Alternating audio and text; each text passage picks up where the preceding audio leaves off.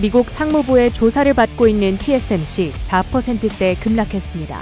미국 첨단 기술의 대중 투자를 통제하기 위한 최종 규칙이 발표됐습니다. 트럼프 트레이드 속 비트코인이 강세를 이어갑니다. 출근길 뉴스프레소입니다.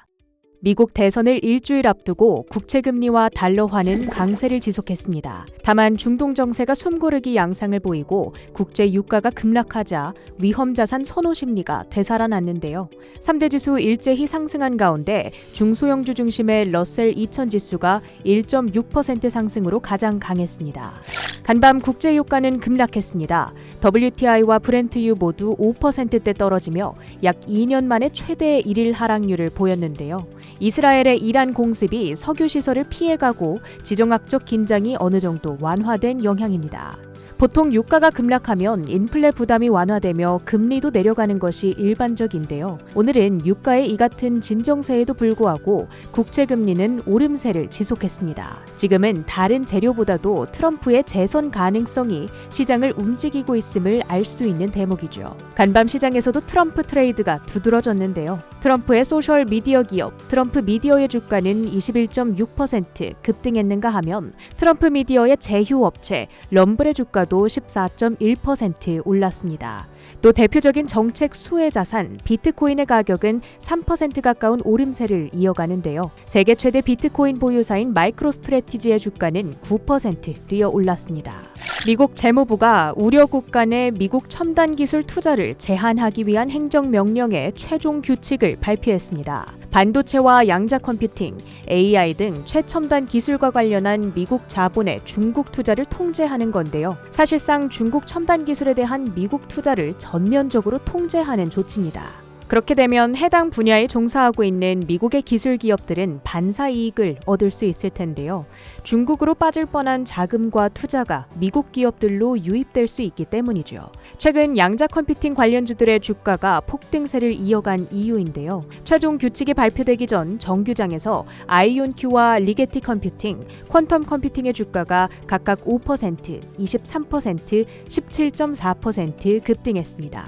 세계 최대 파운드리 업체 대만 TSMC가 4% 이상 급락했습니다. 모리스 창 TSMC 창업자가 지난주 반도체 부문의 자유무역은 죽었다고 발언한 영향인데요. 그가 이 같은 발언을 한 것은 최근 미국 상무부가 TSMC가 화웨이용 AI 및 스마트폰 칩 제조에 관여했는지 여부를 조사하고 있는 것을 염두에 둔 것으로 보입니다. 한편 TSMC가 급락하자 자매 회사 격인 엔비디아도 0.7% 하락했습니다.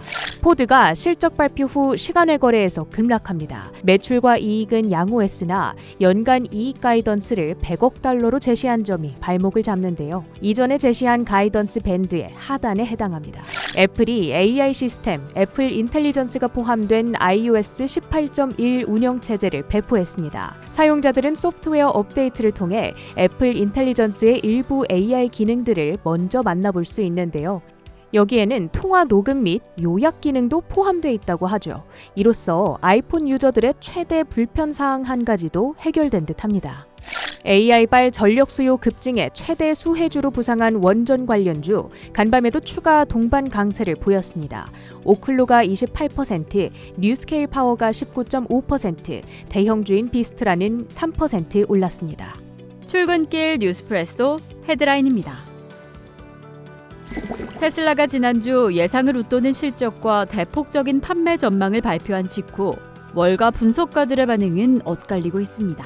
다이와증권과 캐너코드는 목표 주가를 인상했지만 버스타인 측에서는 매도 의견을 유지하며 목표 주가 120달러로 공개했습니다. 아무래도 완전 자율주행 차량과 휴머노이드 로봇의 기술이 고평가되어 있다며 현 주가의 50% 이상 하락할 가능성을 예측하고 있습니다. 그리고 이뿐만 아니라 월가에서도 내년 20에서 30% 판매량 증가는 사실상 어렵다고 평가하고 있습니다. 이에 테슬라의 CEO인 일론 머스크는 판매량 증대를 위해 미국에 이어 지난 주말 중국에서도 차량 구매 시 기존 할인에 더해 제로금리 자금 지원을 확대하는 조치를 취하고 있습니다.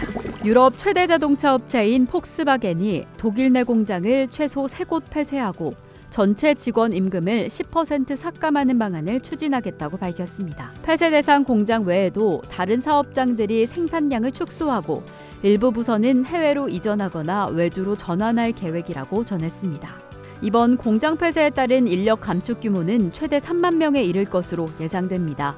이에 노조가 전면 파업에 들어갈 것이라는 전망도 나옵니다.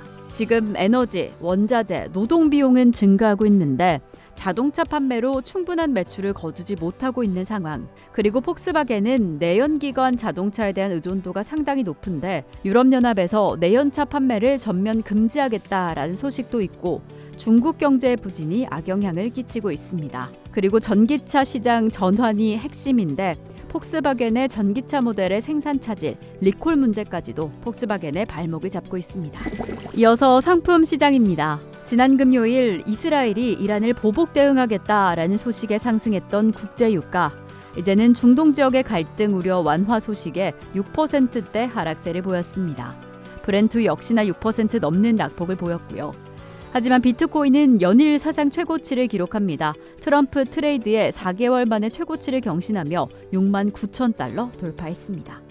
국제금값은 마감 직전에 소폭 하락했지만 여전히 미국 대선을 앞두고 안전자산 선호 심리에 상승세를 보이고 있습니다. 이상으로 뉴스프레소 전해드렸습니다.